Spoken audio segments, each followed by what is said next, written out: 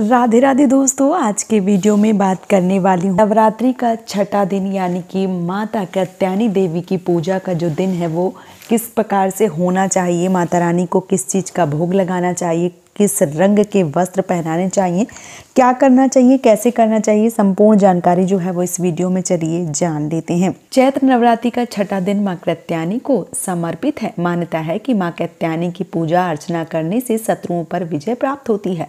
माँ कात्यायनी का जन्म महर्षि कात्यायन के घर में हुआ था, इसलिए इनका नाम कात्यायनी पड़ा। नवरात्रि की षष्ठी तिथि 3 अप्रैल दिन गुरुवार को है। नवरात्रि के छठे दिन माँ कात्यायनी की पूजा विधि, भोग, मंत्र, आरती और शुभ रंग के बारे में चलिए जान लेते हैं। माँ कात्यायनी की पूजा शुभ मुहूर्त की अगर मैं बात करूं तो सुबह 7:02 से प्रारंभ होगी और पूरे दिन रहेगी। पूजन का ब्रह्म मुहूर्त जो है वो सुबह 4:37 से लेकर सुबह 5:23 तक रहेगा, तो इस समय भी पूजा अर्चन किया जा सकता है। पूजा विधि की अगर बात करूं तो नवरात्रि के छठे दिन माँ कात्यायनी की पूजा करने के लिए सुबह स्नान करने के बाद घर की सफाई करें। माँ कात्यायनी का ध्यान लगाते हुए उनके चरणों पर पुष्प अर्पित करें। इसके बाद माता को अक्षत, कुमकुम, पुष्प और 16 श्रृंगार अर्पित करें।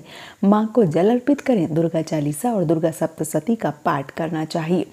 माँ कात्यायनी को शहद या हलवे का भोग लगाना चाहिए। मान्यता है कि ऐसा करने से वैवाहिक जीवन में सुखद अनुभव प्राप्त होता है और घर में धन धान्य का आगमन होता है। माँ कात्यायनी का प्रिय रंग लाल है। मान्यता है कि इस दिन लाल रंग के वस्त्र धारण करके पूजा करना चाहिए, बहुत ज्यादा शुभ बताया गया है।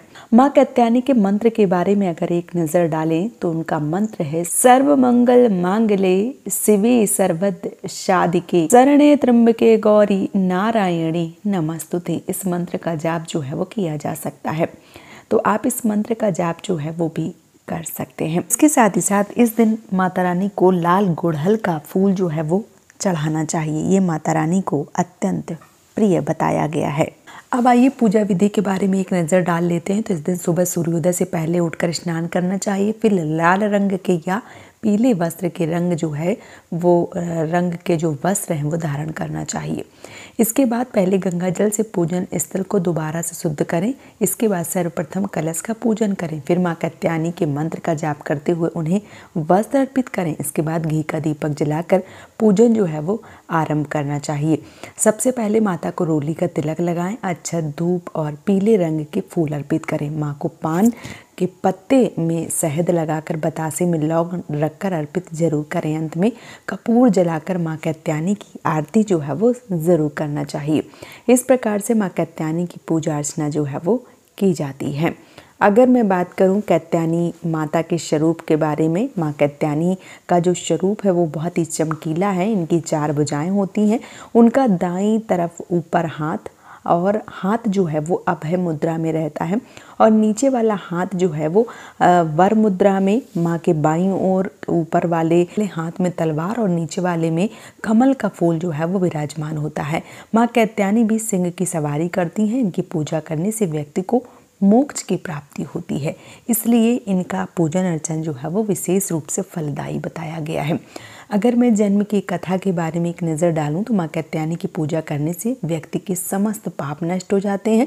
माँ कात्यायनी अपने भक्तों को हर जो पाप हैं वो हर लेती हैं। साथ ही माँ कात्यायनी की पूजा करने से व्यक्ति को मोक्ष की प्राप्ति होती है। बात करें माँ के जन्म की तो विश्व प्रसिद्ध ऋषि कात्यायन ने माँ भागीरथ की उपासना की और कठिन तपस्या की।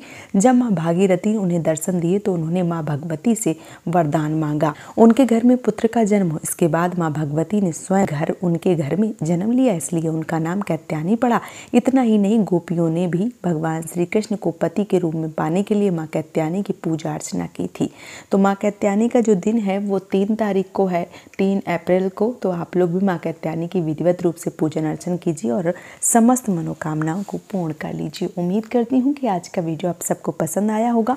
वीडियो पसंद आया है तो आप मुझे सपोर्ट जरूर करें। इस चैनल को सब्सक्राइब करके वीडियो को लाइक करके आज का ये वीडियो मैं यहीं पे समाप्त करूँगी। दोस्तों, मिलती हूँ एक और नया वीडियो के साथ में। तब तक के लिए जय माता दी।